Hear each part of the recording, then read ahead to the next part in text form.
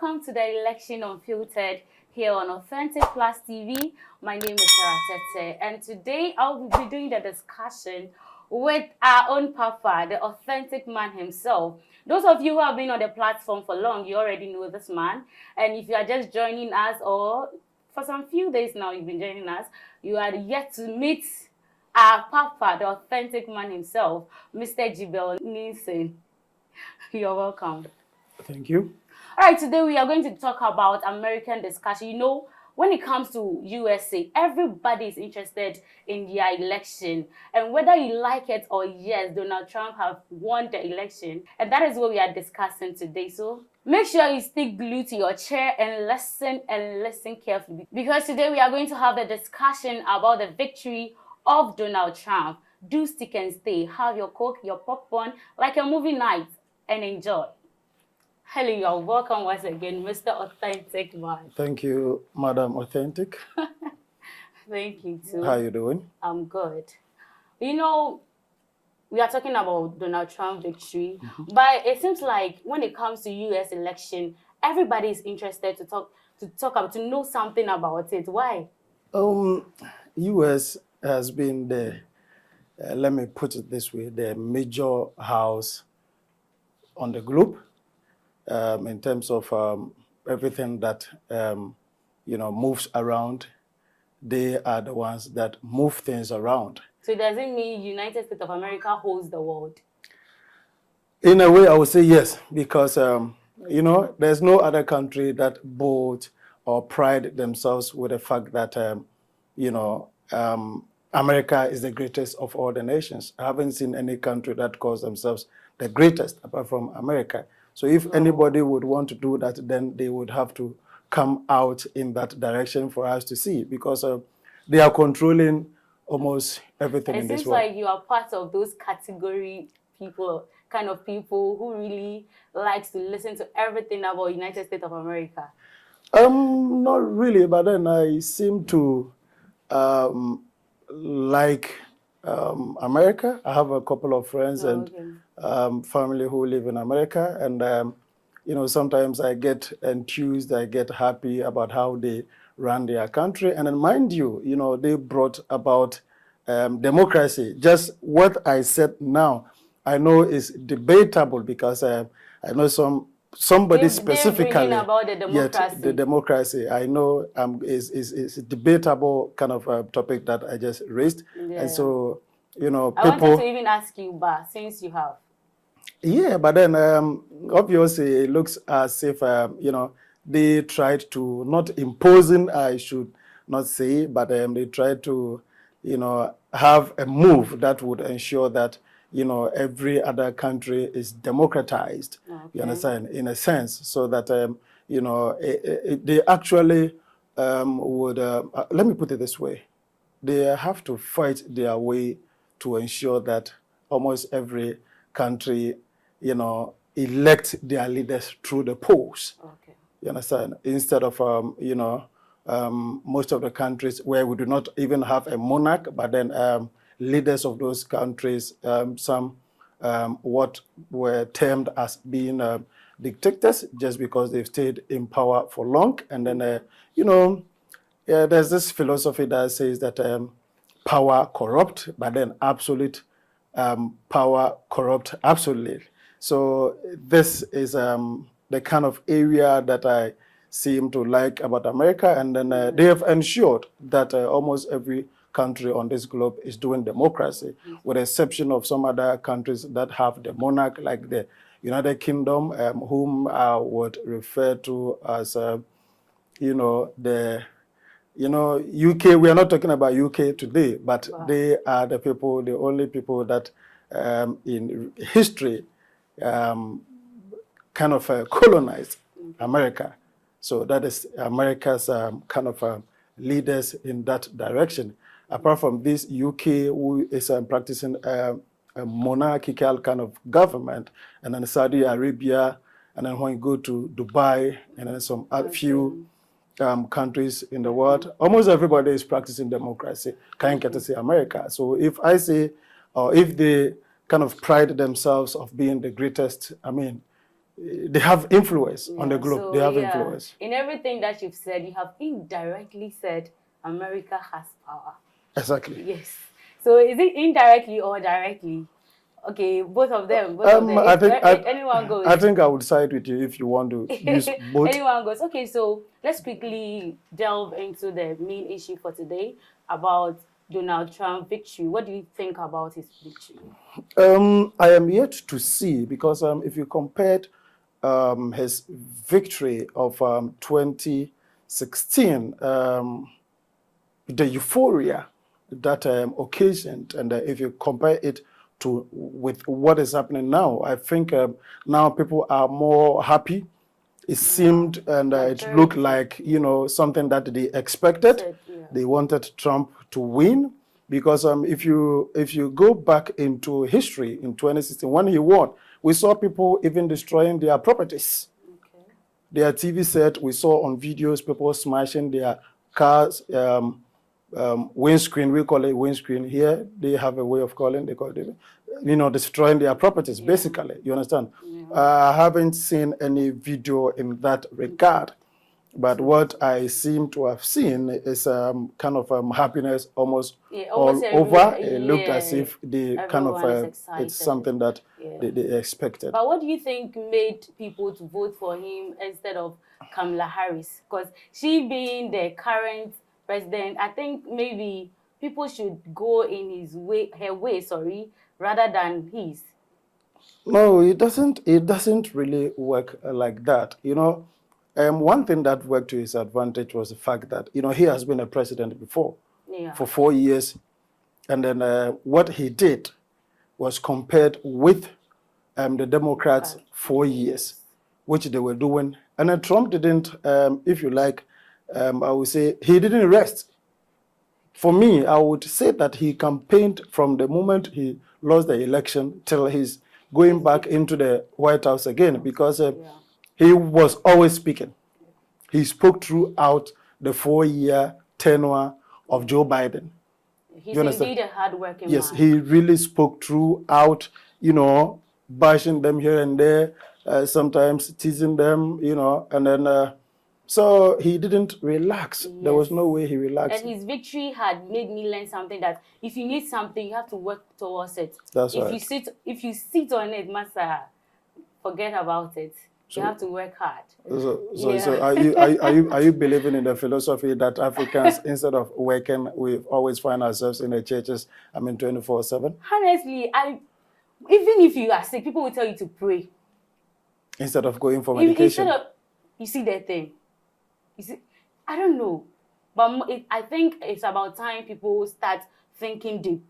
That if you need something, work towards it and fight for it. Yeah. And you're going to get it. So let me add this to it. You know, whilst him speaking and moving around almost and being active, you know, throughout the tenure of Joe Biden until he's gotten back into the, you know, people bought into his idea.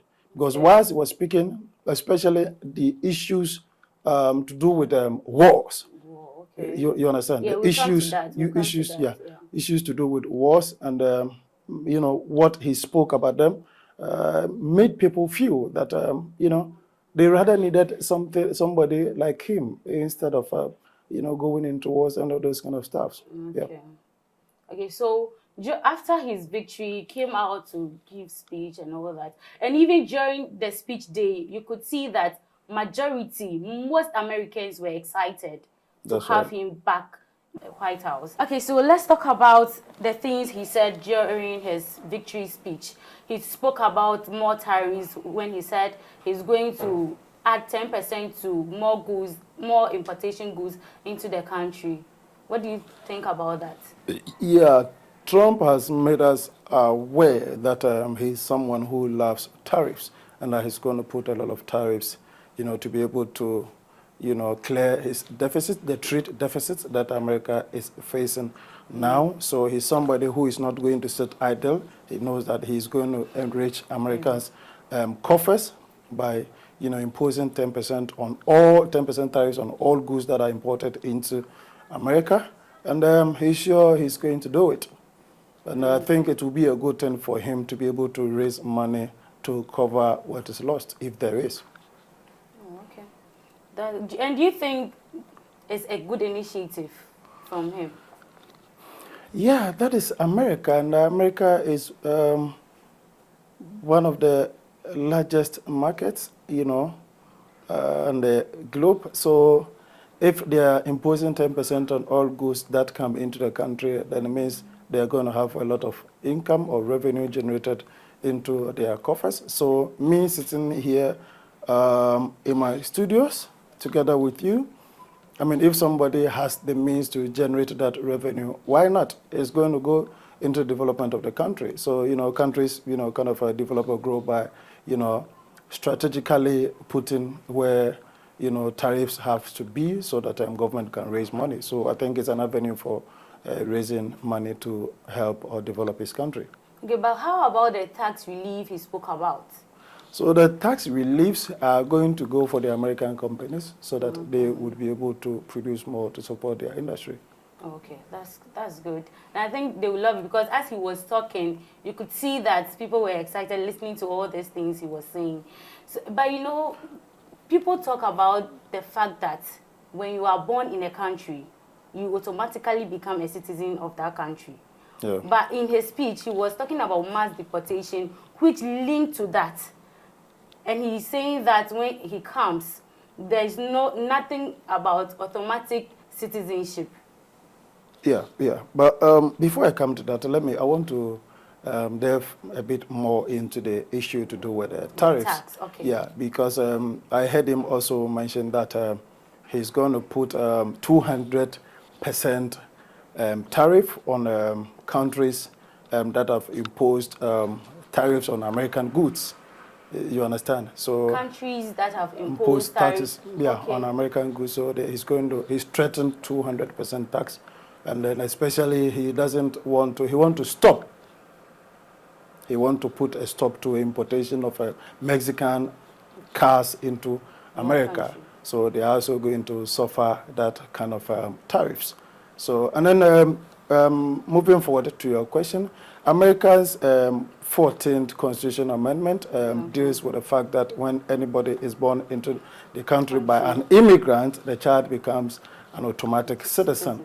But in Trump's new policy, he's talking about the fact that when somebody is now born into the country by an immigrant, such a person is not going to enjoy that. And so that is going to go a long way to, as it were, affect a lot of people. A lot of people. Even me, it will affect me. It will affect you. Yes. Were you born in America? No, you're planning to go and give birth in America? Yes. Oh my God. Yes. Okay.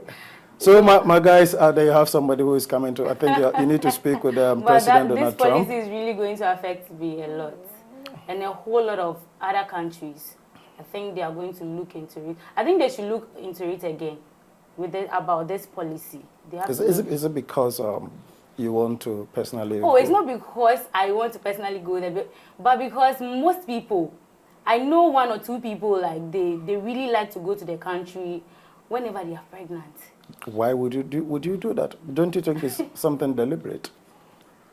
I think it has a negative effect on the country from the point of view of Donald Trump. You understand? But they don't really stay there. After they give birth, they come back to their country.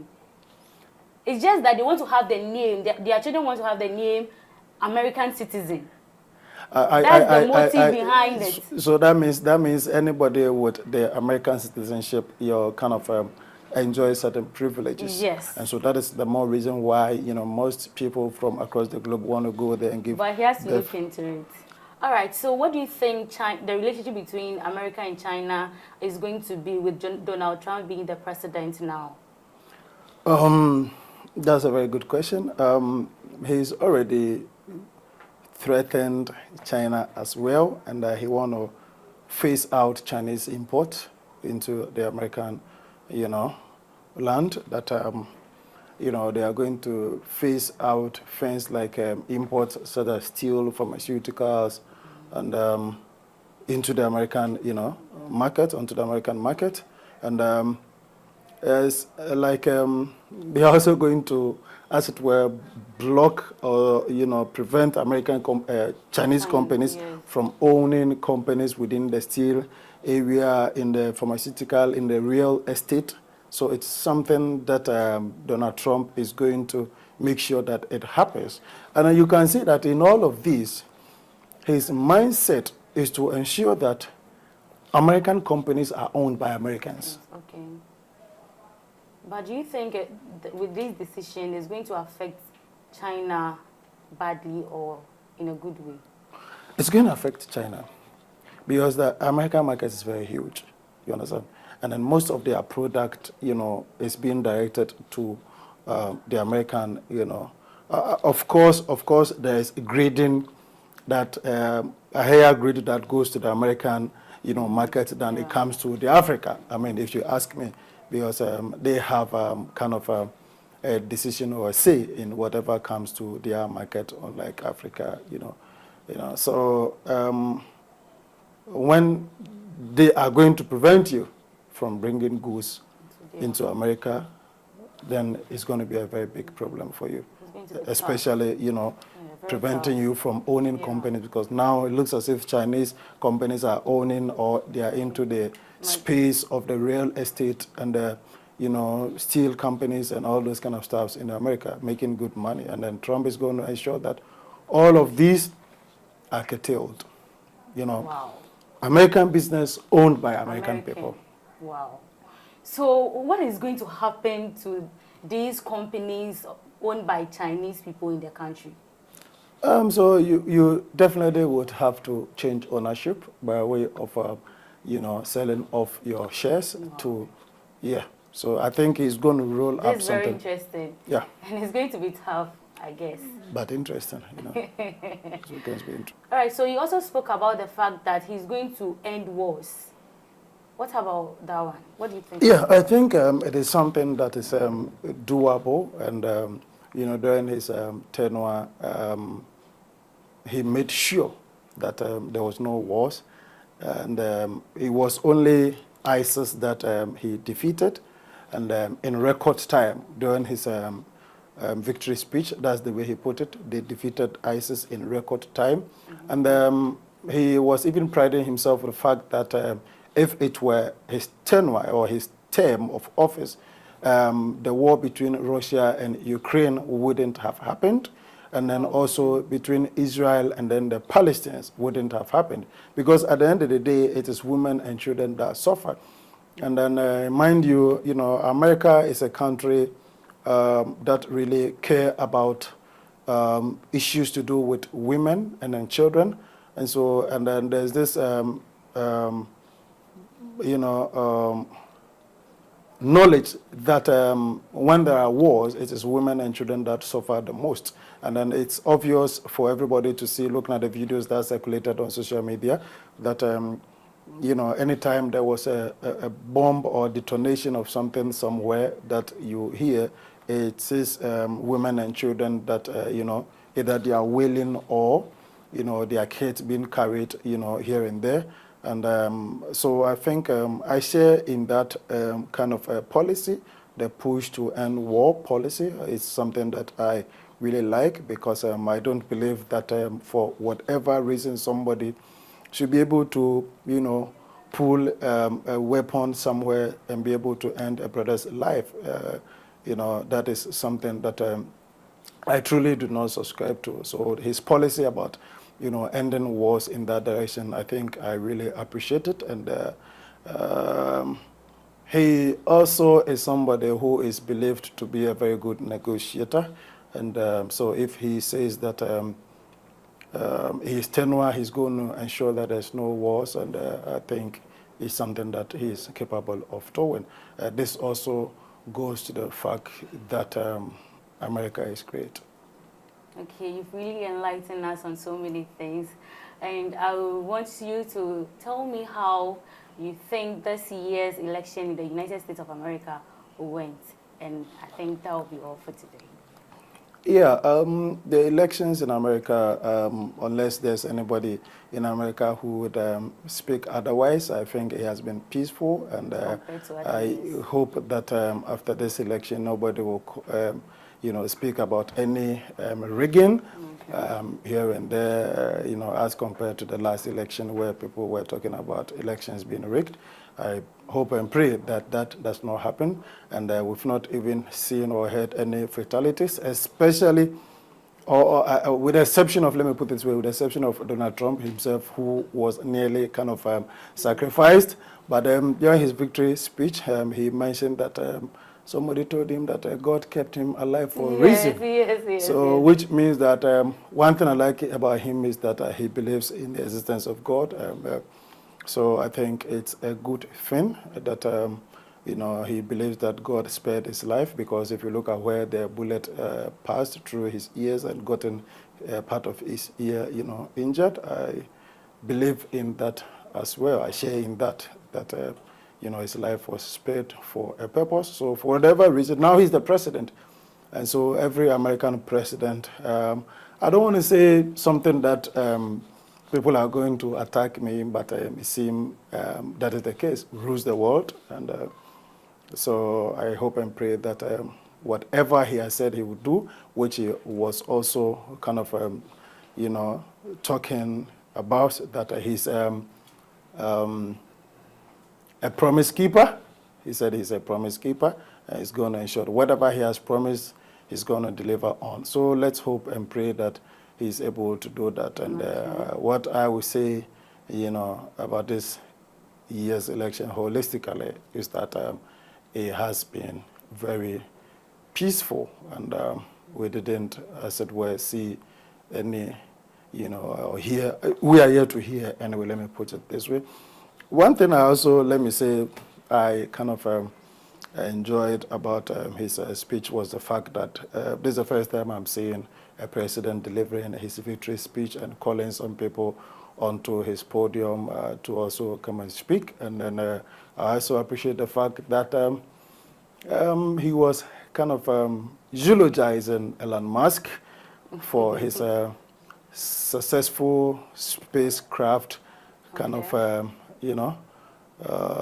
and then he described it. He was in his house and he saw the thing, coming, and then when he was dropping down, he thought he was going to fall, and the machine or whatever, the receptor, let me put it this way, kind of, collected or embraced the spacecraft as if a woman, holding his baby, and it was very profound. I like the fact that he believes in America in that direction, and he believes in the genius. They were the words that he used, the geniuses that are living in America.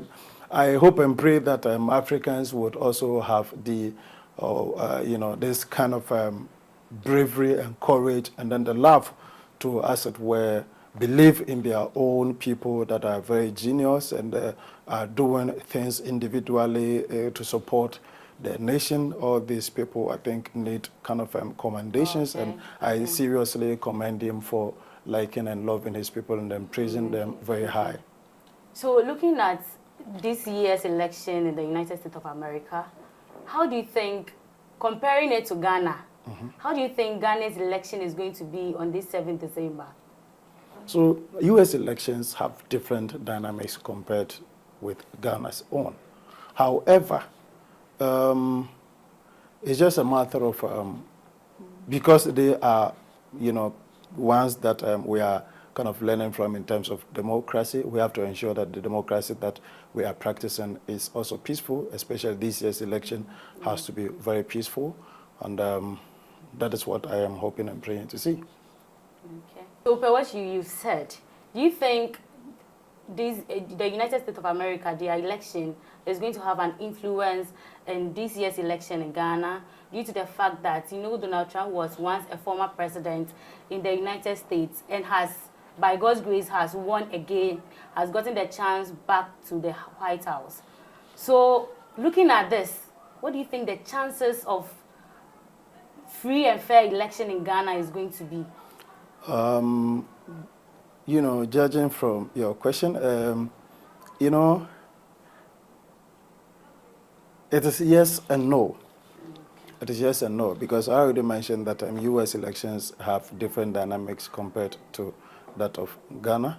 And so, yes, Donald Trump is a former president who was campaigned vigorously and then won the elections in the U.S.